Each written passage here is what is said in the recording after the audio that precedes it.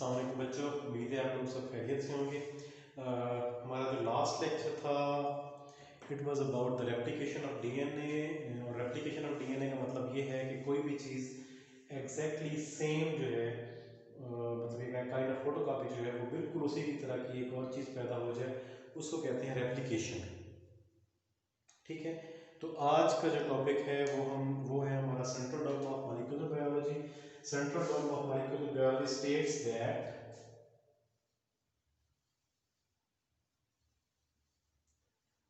once the information is transferred,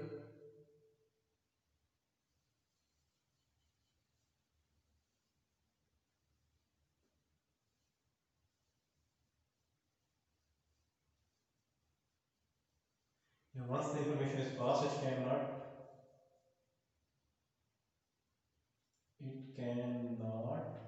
get out again। मतलब एक दफा इंफॉर्मेशन पास हो जाए तो उसके बाद उससे दोबारा हासिल नहीं किया जा सकता। Transfer information from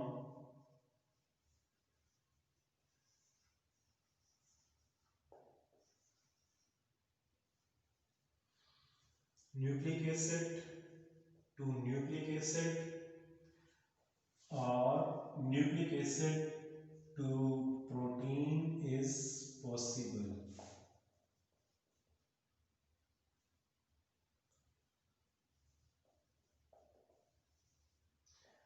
while from protein to nucleic acid is not possible या impossible। तो हम कह सकते हैं कि इंफॉर्मेशन जो है nucleic acid to nucleic acid और न्यूक्लिक एसिड टू प्रोटीन जो है वो पॉसिबल है, जबकि information from nucleic acid protein to nucleic acid जो है वो इम्पॉसिबल है। ठीक है, तो ये तो बेसिकली सेंट्रल डॉग्मा है। लेकिन इसको हम इलैबोरेट करें तो क्या है कि DNA central dogma states that DNA molecule contains information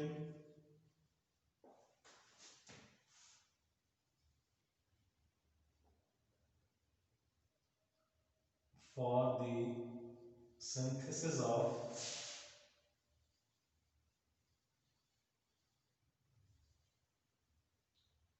protein which is transcribed into RNA। मतलब डीएनए में जो इंफॉर्मेशन होती है वो आरएनए में ट्रांसक्राइब हो जाती है, फिर उसके जरिए जो है वो प्रोटीन बन जाती है।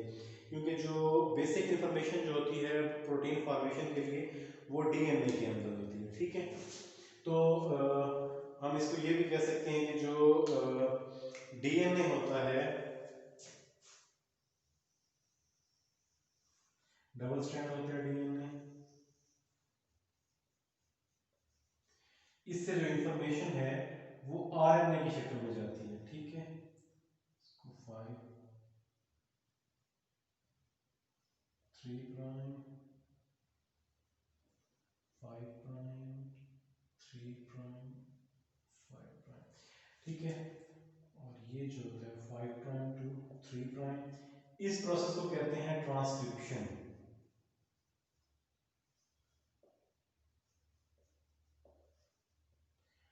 और इस और जो मैसेंजर आरएनए फॉर एग्जांपल ये बना, तो मैसेंजर आरएनए से जो इंफॉर्मेशन आगे ट्रांसफर होती है प्रोटीन के लिए, तो उस अमल को हम कहते हैं ट्रांसलेशन।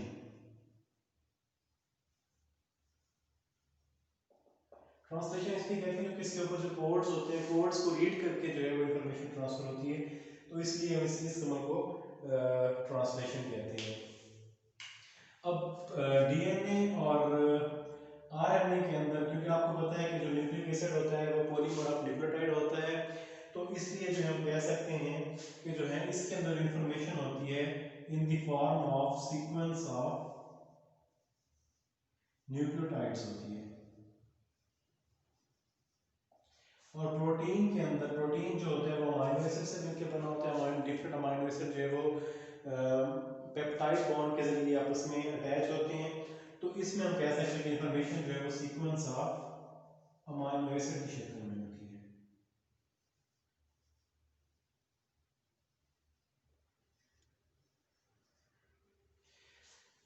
ठीक है बच्चों, तो ये तो था सेंट्रल डॉगमा का बयान कि सेंट्रल डॉगमा जो होता है वो होता क्या है। ठीक है, तो मतलब सेंट्रल डॉगमा बेसिकली अगर हम इसको कहें, सेंट्रल डॉगमा जो होता है वो दो हिस्सों में मुश्तमिल होता है। एक जो होता है वो ट्रांसक्रिप्शन होता है जिसमें information from DNA to RNA transfer होती है, और दूसरी जो है इसमें जो इंफॉर्मेशन जो फ्रॉम आरएनए टू प्रोटीन में जो ट्रांसफर होती है उसको हम कहते हैं ट्रांसलेशन। तो ये तो बेसिकली हम कह सकते हैं कि सेंट्रल डॉगमा के दो हिस्से होते हैं, ट्रांसक्रिप्शन और ट्रांसलेशन। ट्रांसक्रिप्शन और ट्रांसलेशन, तो सबसे पहले जो है वो ट्रांसक्रिप्शन है।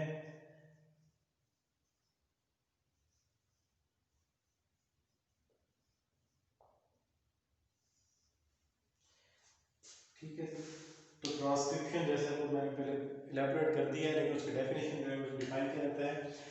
ऐसे कर सकते हैं फॉर एग्जांपल,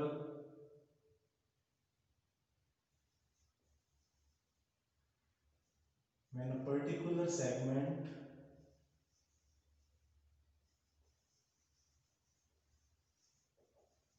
on DNA, अब ये ध्यान रखें कि जब रेप्लिकेशन होती है उसमें पूरा का पूरा मॉलिक्यूल जो है वो डिवाइड होता है, पूरा का पूरा मॉलिक्यूल जो है वो सिंथेसाइज होता है या रेप्लिकेट होता है। और जब वो सेल डिवीजन होती है तो एक दोनों जो दोनों मॉलिक्यूल जो होते हैं एक एक डॉटर सेल में चला जाता है, दूसरा दूसरा डॉटर सेल में चला जाता है। जबकि जो ट्रांसक्रिप्शन होती है, ट्रांसक्रिप्शन जो है पूरे के पूरे डीएनए मॉलिक्यूल की नहीं होती, पर्टिकुलर सेगमेंट ऑफ डीएनए जो कि जो प्रोटीन के हमारा जो बॉडी है वो मिलियंस ऑफ प्रोटीन्स जो है वो बना सकता है। इसमें मिलियंस ऑफ जीन्स होंगे, जो हर जीन जो है पर्टिकुलर कुछ प्रोटीन्स बनाने के काम आता है। ठीक है, तो इसलिए जो पर्टिकुलर सेगमेंट ऑफ जो हमें फॉर एग्जांपल प्रोटीन चाहिए होती है, सिर्फ वो प्रोटीन हमारा जो है वो बॉडी उसने प्रोड्यूस करनी होती है। तो when a particular segment of DNA, उस पर्टिकुलर सेगमेंट ऑफ डीएनए को हम जीन कहते हैं।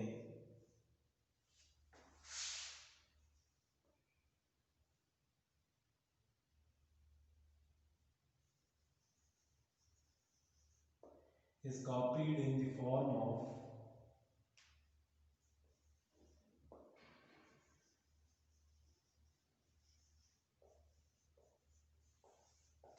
RNA is called, आप ये भी लिख with the help of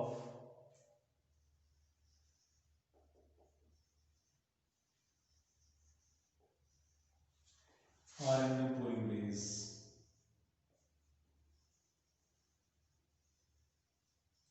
अच्छा बच्चों, तो आप जैसे आपने जानते हैं कि आपने डीएनए पॉलीमरेज जो है वो रेप्लिकेशन में जो है इस्तेमाल होता है, हेल्प करता है उसकी पॉलीमराइजेशन में। तो जो ट्रांसक्रिप्शन की जो पॉलीमराइजेशन है उसमें आरएनए पॉलीमरेज एंजाइम जो है वो एक्ट करता है।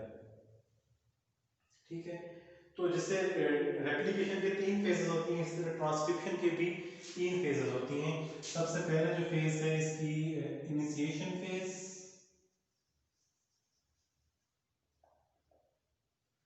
दूसरे नंबर पे आ जाता है एलोंगेशन फेज। अब इसमें एलोंगेशन जो है इसलिए करते हैं क्योंकि जो न्यूक्लियोटाइड्स जो है वो ऐड होते जा रहे होते हैं एंजाइम की वजह से, रेप्लिकेशन में डीएनए पॉलीमरेज की वजह से, और ट्रांसक्रिप्शन में आरएनए पॉलीमरेज की वजह से जो है वो जो ये दोनों एंजाइम हैं ये इसको नए नए एंजाइम नए नए जो न्यूक्लियोटाइड है वो ऐड करते जाते हैं, स्ट्रेच को इलोंगेट करते जाते हैं, इसलिए इसको इलोंगेट भी कहते हैं। और क्योंकि वो पॉलीमराइज कर रहे होते हैं, नए नए जो पॉलीमर जो है वो ऐड होते हैं न्यूक्लियोटाइड के पॉलीमर्स, क्योंकि हम न्यूक्लिक एसिड को पॉलीमर ऑफ न्यूक्लियोटाइड कहते हैं। ठीक है, तो नए जो नए नए पॉलीमर्स में ऐड साथ होते जाते हैं उसको हम पॉलीमराइजेशन भी इसलिए कह देते हैं।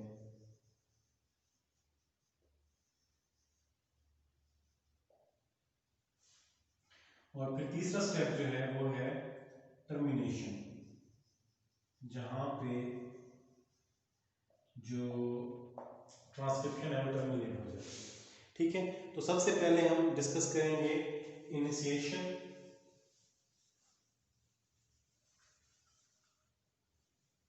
अब क्योंकि इसमें पूरा डीएनए हमें कॉपी नहीं करना है, एक पर्टिकुलर सेगमेंट ऑफ डीएनए जो है जिसको हम जीन कहते हैं वो कॉपी करना है। सबसे पहले हमें जीन का जो स्ट्रक्चर है वो भी पता होना चाहिए, जो जो हमें पढ़ा था पहले, लेकिन आपको रिमाइंड करवा देता हूँ। ये जो है ओपन रीडिंग फ्रेम होता है ORF, जिसमें जो होता है इंट्रॉन्स भी हो सकते हैं जो कि नॉन कोडिंग सीक्वेंस हैं, और एक्सॉन भी हो सकते हैं जो कि कोडिंग सीक्वेंस है। तो कंसीडर करें कि ये दोनों जो हैं ये इंट्रॉन्स हैं, और ये बाकी जो वाइट वाइट पोर्शन है ये सारा ये एक्सॉन है।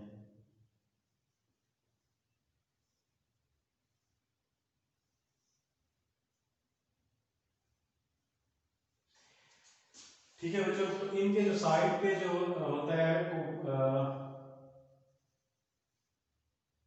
ये इसका थोड़ा डिजाइन कुछ और बना देते हैं। 5 प्राइम एंड के ऊपर जो होता है वो स्टार्ट कोडॉन होता है, 3 प्राइम एंड के ऊपर जो है स्टॉप कोडॉन होता है। फिर इसके बाद जो है 5 प्राइम UTR होता है, इधर 3 प्राइम UTR होता है, 3 प्राइम अनट्रांसलेटेड रीजन और 5 प्राइम अनट्रांसलेटेड रीजन। ठीक है, तो ये बेसिकली सारे जो है ना जो ये रेगुलेटरी रीजन होते हैं, तो इनके साथ जो प्रोमोटर रीजन जो है वो लगा होता है आगे, इधर जो है वो टर्मिनेटर लगा होता है। 3 प्राइम UTR और ये टर्मिनेटर, और ये जो है वो 5 प्राइम UTR और ये प्रोमोटर। ठीक है, अब जो RNA पॉलीमरेज जो होता है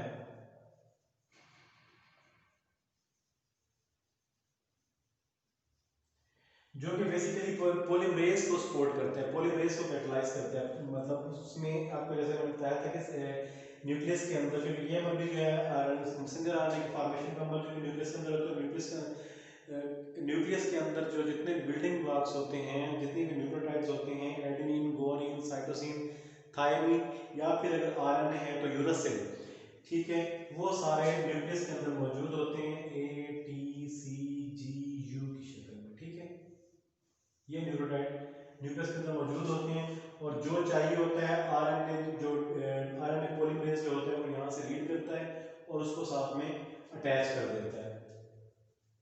ठीक है, अब जो आरएनए पॉलीमरेज जो होता है ये प्रोमोटर के साथ जो होता है प्रोमोटर के साथ आके अटैच हो जाता है। अब होता ये है कि जो इसके प्रोमोटर के अंदर एक टाटा बॉक्स होता है। अब टाटा बॉक्स क्या होता है? टाटा बॉक्स जो है वो बेसिकली रिपीट्स जो मतलब रिपीट्स ऑफ थायमिन और एडेनिन की रिपीट्स होती हैं जो टाटा इसके अंदर होती हैं।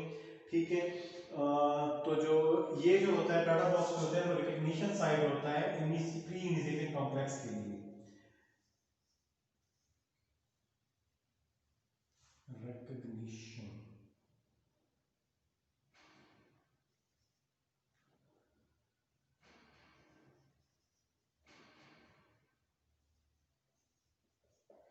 ठीक है, टाटा बॉक्स जो होता है वो रिकग्निशन साइट होता है प्री इनिशिएशन कॉम्प्लेक्स के लिए।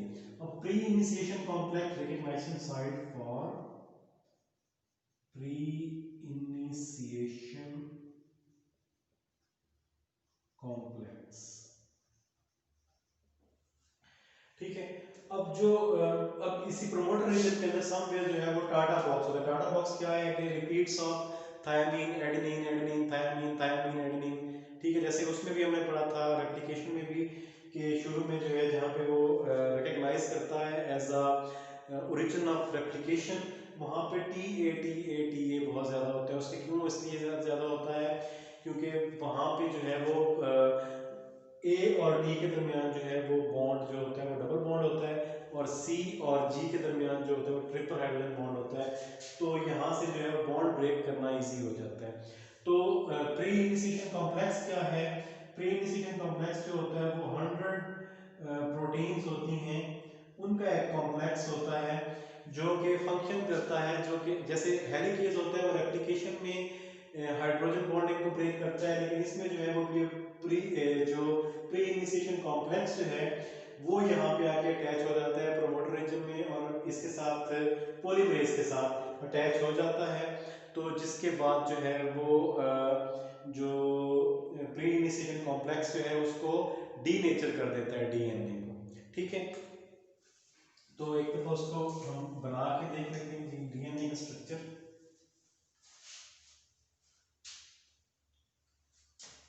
फॉर एग्जांपल ये हमारा डीएनए है,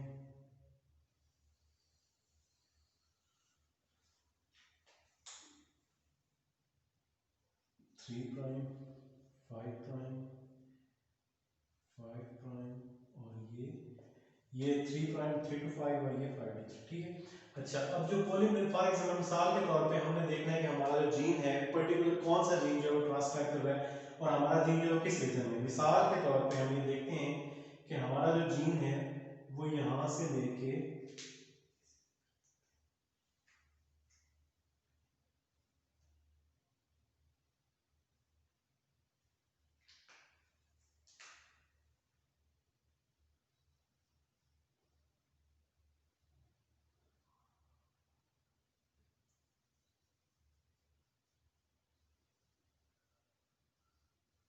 चलिए मिसाल के तौर पे हमारा जो जीन है वो फॉर एग्जांपल यहाँ पे यहाँ से लेके यहाँ तक हमारा जीन मौजूद है। जीन ऑफ इंटरेस्ट उसको कहते हैं, मतलब जो भी पर्टिकुलर जीन जो है जिसको हम स्टडी करना चाह रहे हैं, जिसको हम जो ट्रांसक्रिप्ट होगा।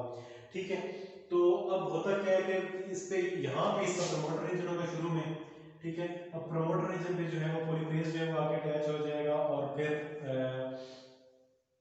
पॉलीमरेज के साथ जो है टाटा उसमें जो टाटा बॉक्स होगा जो कि रिकग्निशन साइट होगा इनिशिएशन कॉम्प्लेक्स के लिए, तो यहाँ पे आके पॉलीमरेज के साथ जो है इनिशिएशन कॉम्प्लेक्स भी अटैच हो जाएगा। इनिशिएशन कॉम्प्लेक्स, ठीक है। अब इनिशिएशन कॉम्प्लेक्स जो है ये क्या काम करता है, ये जो है इसको इनके दरमियान जो बॉन्डिंग होती है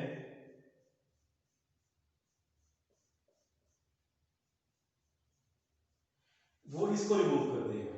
ठीक है, तो इन दोनों के दरमियान जो है वो बॉन्डिंग होगी उसको रिमूव कर देगा और साथ में इसको जो है वो अनवाइंड भी कर देगा। मतलब आप कह सकते हैं कि इसको जो है वो डीनेचर कर देगा। या अभी इसको इसको ऐसे रहने देते हैं। ठीक है, अब जो है इसके ऊपर अमल किया प्री इनिशिएशन कॉम्प्लेक्स ने, वो आके अटैच होगी प्रोटीन इसके साथ, तो ये जो है फिर कैसे बन गया,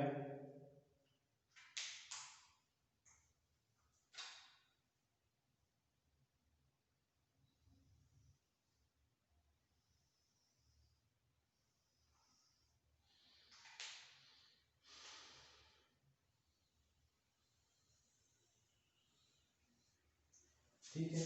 तो इसको जो मतलब एक अनवाइंड हो गया और इसके दरमियान जो बॉन्डिंग थी डबल और triple bonding between nucleotides, hydrogen bonding जो थी वो ब्रेक हो गई, जिसकी वजह से ये बन गया जैसे उसमें बना था रेप्लिकेशन बबल, अब इसमें बन गया ट्रांसक्रिप्शनल बबल। ट्रांसक्रिप्शन बबल,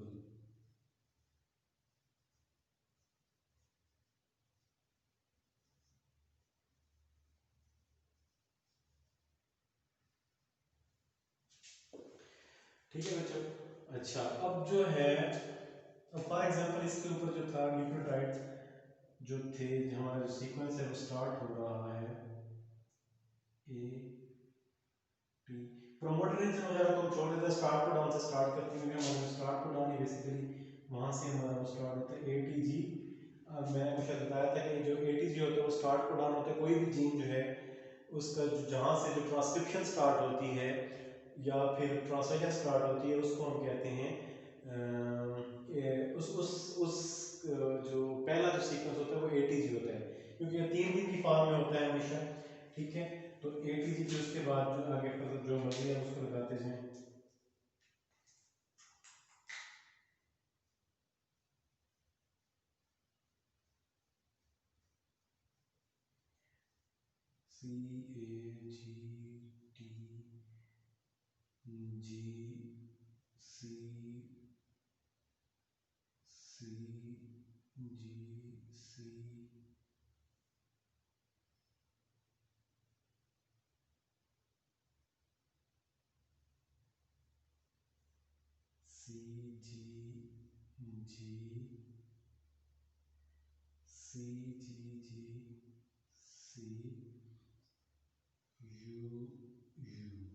ठीक है,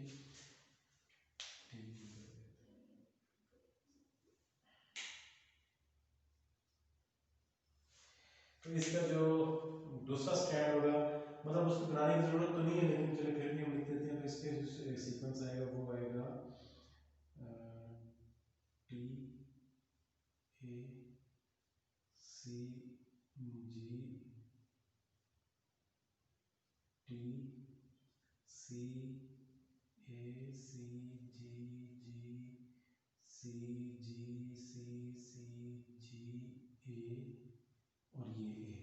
ठीक, अच्छा, तो बच्चों जो हमारा 3 प्राइम टू 5 प्राइम जो हमारा स्ट्रैंड है, उस स्ट्रैंड को हम कहते हैं एंटीसेंस स्ट्रैंड।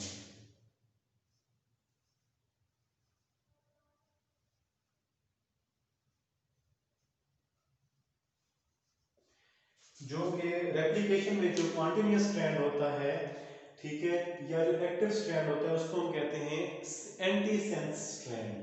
और जो दूसरा स्ट्रैंड होता है जिसपे अब यहाँ पे तो क्योंकि जो है ट्रांसक्रिप्शन जो रेप्लिकेशन होती है, दोनों स्ट्रैंड जो है उनके ऊपर रेप्लिकेशन एट टाइम हो रही होती है, इसमें जो है वो कंटीन्यूअस हो रही होती है और इसमें डिसकंटीन्यूअस हो रही होती है, तो इसको कंटीन्यूअस स्ट्रैंड कहते हैं और इसको डिसकंटीन्यूअस स्ट्रैंड कहते हैं। लेकिन जो ट्रांसक्रिप्शन होती है, ट्रांसक्रिप्शन जो है वो सिर्फ एक स्ट्रैंड पे होती है, दूसरे स्ट्रैंड पे नहीं। जो कंटीन्यूअस स्ट्रैंड होता है उस पे ऊपर होती है, जो 3 to 5 होता है, जिसको जो है वो पॉलीमरेज रीड करती है। रीड जो है हमने पहले भी डिस्कस किया था, जो पॉलीमरेज है, बेशक डीएनए पॉलीमरेज हो या आरएनए पॉलीमरेज हो, वो जो है जो स्ट्रैंड को रीड करती है वो 3 to 5 रीड करती है।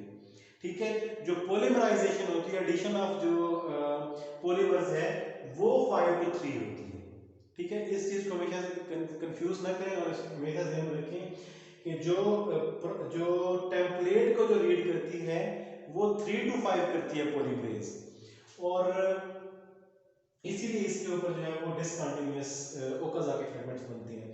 ठीक है, जबकि इसमें जो रीड करती है पॉलीमरेज वो 3 to 5 करती है, जो कि पॉलीमराइजेशन जो होती है वो 5 to 3 होती है हमेशा, जो एडिशन ऑफ पॉलीमर्स है। ठीक है, अच्छा, अब जो फॉर एग्जांपल मिसाल के तौर पे हमारा जो नया जो हमारा जो मैसेंजर आरएनए बनेगा, आरएनए पॉलीमरेज, अच्छा अब यहां से जो इनिशिएशन कॉम्प्लेक्स बन गया, ये खत्म हो गया, पहला इनिशिएशन स्टेप जो था। दूसरा स्टेप आ गया इलॉन्गेशन का या पॉलीमराइजेशन का। अब इलॉन्गेशन क्या है या पॉलीमराइजेशन क्या है? जो आरएनए पॉलीमरेज जो है वो मैंने बताया था न्यूक्लियस के अंदर बिल्डिंग ब्लॉक जो है वो A T C G U की फॉर्म में पड़े होते हैं। ठीक है, और अब क्योंकि जो आरएनए बन रहा है तो आरएनए में टी की जगह यू इस्तेमाल होगा। ठीक है, तो हमारा जो अगला स्ट्रैंड है वो क्या बनेगा, कैसे बनेगा? ठीक है, अब जो ए टी जी की जगह बनेगा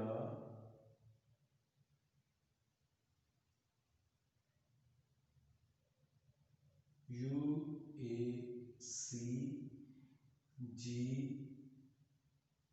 T C A, sorry T की जगह यहाँ पे यूरोसिल लगेगा, अभी हम डिस्कस कर लिया था पहले।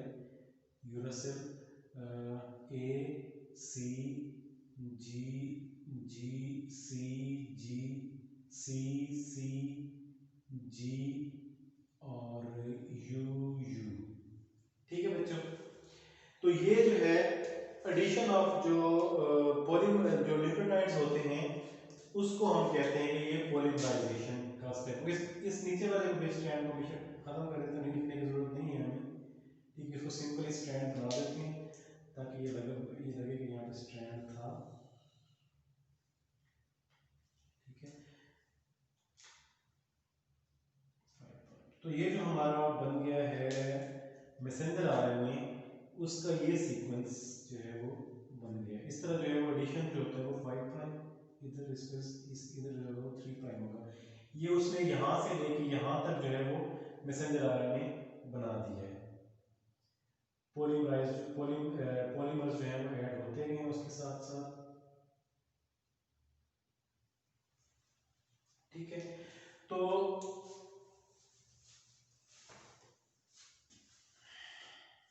ये फिर जो है मतलब जो ही जो है अच्छा, अब जो जैसे जैसे ये ऐड होते जाएंगे इस अमल को हम कहेंगे पॉलीमराइजेशन या एलोंगेशन। तो तीसरा जब ये सब खत्म हो जाएगा, जब ये खत्म होने वाला होगा, तो तीसरा स्टेप जो होता है इसका होता है टर्मिनेशन।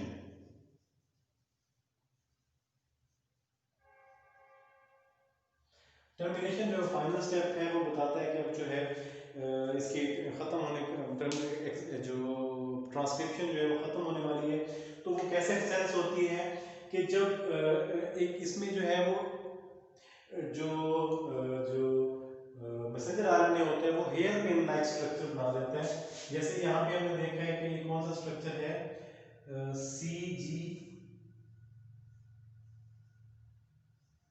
जी सी, फिर उसके बाद जी सी जी, ठीक है। अब ये बेसिकली ये है हमारा आरएनए जो सिंगल स्ट्रैंडेड होता है। लेकिन जब हम उसको पढ़ रहे थे रेप्लिकेशन में, तो मैंने आपको बताया था कि इनके अंदर जो ख्वाहिश होती है बॉन्ड हाइड्रोजन बॉन्ड बनाने की बहुत स्ट्रांग होती है। इवन कि जब ये एक ही स्ट्रैंड के अंदर इस तरह का सीक्वेंस हो कि जब वो आपस में मिल रहे हो तो आपस में बॉन्ड बना लेते हैं।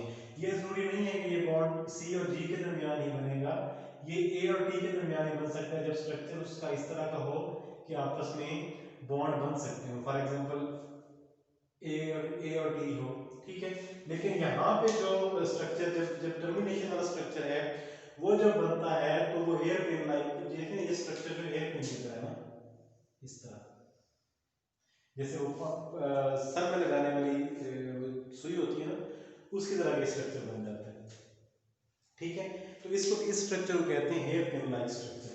तो जब ये बनते बनते जो हमारा जो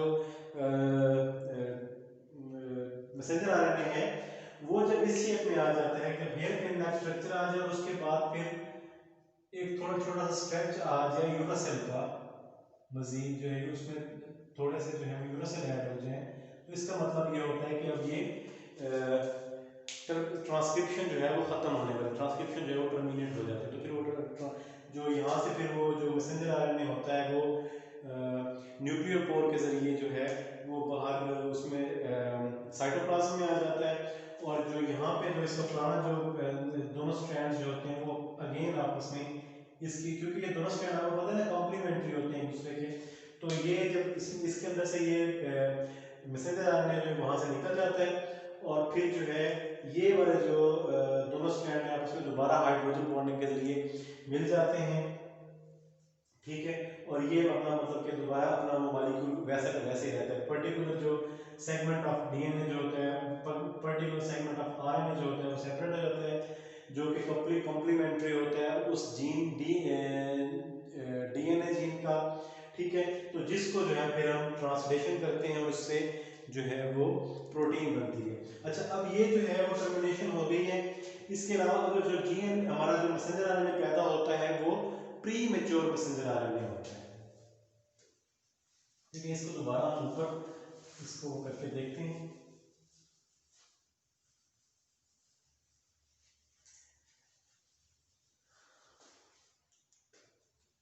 अब ये जो हमारा मैसेंजर आरएनए बना है 5 प्राइम टू 3 प्राइम डेफिनेटली आपने जैसे कि उसमें थ्री, क्योंकि वो इसको जो रीड करता है, जो इसका टेम्पलेट था वो इस तरह था ना, 3 प्राइम टू 5 प्राइम, ठीक है। एंटीसेंस जो स्ट्रैंड होता है वो हमेशा 3 प्राइम टू 5 प्राइम होता है, और जो मैसेंजर आरएनए वो बनता होता है वो एंटीसेंस स्ट्रैंड से बनता होता है, ठीक है। तो उसका जो फिर वो उसका कॉम्प्लीमेंट्री जो स्ट्रैंड होगा वो 3 प्राइम टू 5 प्राइम होगा। अब जो प्रीमेच्योर मैसेंजर आरएनए होता है, इसमें प्रॉब्लम ये होती है कि ये बहुत ज़्यादा, क्योंकि सेल्स के अंदर बहुत ज़्यादा एंजाइम्स होते हैं, आरएनएज होते हैं, जो कि इसके ऊपर एक्ट करके इसको डिग्रेड कर सकते हैं मैसेंजर आरएनए को। और अगर ये मैसेंजर आरएनए डिग्रेड हो जाए तो जो हमारा सारा प्रोसेस है ट्रांसक्रिप्शन का वो फजूल गया, उसका मतलब है कि वो पैदा होने में कोई फायदा नहीं हुआ। तो क्योंकि डिग्रेड होने से बचाने के लिए इसके ऊपर एक 7 मिथाइल जीटीपी कैप लगा दी जाती है। 7 मिथाइल जीटीपी, जीटीपी मतलब गुआनाडीन ट्राइफॉस्फेट, जैसे एडिनोसिन ट्राइफॉस्फेट होती है उसी तरह गुआनाडीन ट्राइफॉस्फेट होती है। और इसका जो 3 प्राइम एंड होता है उसके ऊपर पोली ए टेल लग जाती है, मतलब adenine adenine adenine adenine adenine adenine, ठीक है। ये काफी लंबा स्ट्रेच होता है, तकरीबन 17-18 तक भी चला जाता है, 25 तक भी चला जाता है डिफरेंट जीन्स के अंदर। तो इसके जो एडिशन होती है वो ए एडेनिन एडेनिन एडेनिन, मतलब बाकी जो सीक्वेंस है वो वही सीक्वेंस जो पहले चला हुआ आ रहा होता है, फिर उसके बाद आखिर में जो है वो एडेनिन की एडिशन हो जाती है, ठीक है। तो इसको कहते हैं पोली ए टेल, क्योंकि ये टेल पे होती है, आखिर में आके लगती है, तो इसको पोली ए, पोली का मतलब ज्यादा, ए का मतलब एडेनिन, और टेल का मतलब क्योंकि आखिर में लगती है। और सर के ऊपर कोई कैप रखी जाती है, तो इसके उसकी कैप कहते हैं कि 7 मिथाइल जीटीपी की गुआनाडीन ट्राइफॉस्फेट की जो है वो कैप आ जाती है। तो जो कि ये दोनों चीजें जो है वो इसको मैसेंजर आरएनए को डिग्रेड होने से बचाती हैं। तो बेसिकली जो है पहले जो था वो प्री मेच्योर मैसेंजर आरएनए था, और इसके अंदर जो था मैंने पहले भी डिस्कस किया था कि जो मैसेंजर आरएनए जो जिसमें जो स्ट्रक्चर जो होता है जीन का, उसमें जो है इंट्रॉन्स भी होते हैं, जैसे यहाँ पे इंट्रॉन्स थे, कंसीडर करेंगे ये जो है यहाँ पे इंट्रॉन्स हैं,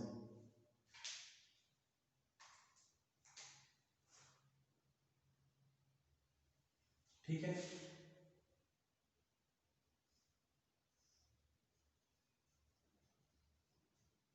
और बाकी जो नीला स्ट्रक्चर ये सारा, ये जो है सारा ये एक्सॉन्स हैं। अच्छा, तो अब जो एक एंजाइम होते हैं स्प्लाइसोसोम,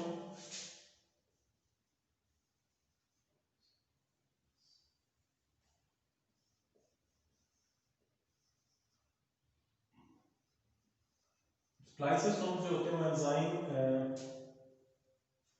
वो एंजाइम है जो कि काट देता है, स्प्लाइसिंग कर देता है आरएनए की, ठीक है। आरएनए की स्प्लाइसिंग का मतलब ये है कि आरएनए को काट देता है। तो ये असल में इंट्रॉन्स के अंदर जो होते हैं स्प्लाइसोसोम की रेटिकुलेशन साइट्स होती हैं, तो उस वजह से जो है वो स्प्लाइसोसोम जो है वो इनको यहाँ से काट देता है दोनों एंड से, और जो फिर ये जो इसके जो एक्सॉन्स होते हैं वो आपस में मिल जाते हैं, तो वो इस तरह का स्ट्रक्चर जो है वो बेसिकली बन जाता है, ठीक है। तो आखिर में ए हो जाएगा, और यहाँ पे जो है उसकी जो है वो 7 methyl GTP,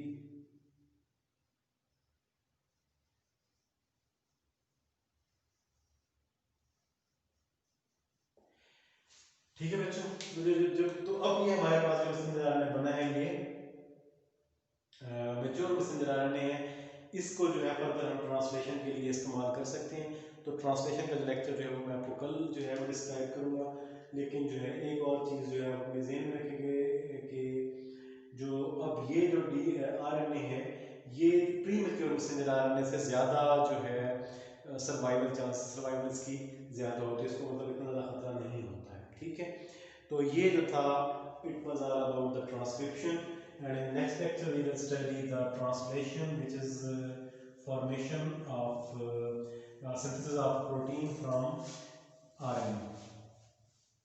As you know that the RNA is carrying the information in the form of nucleotides which are the codes for protein synthesis।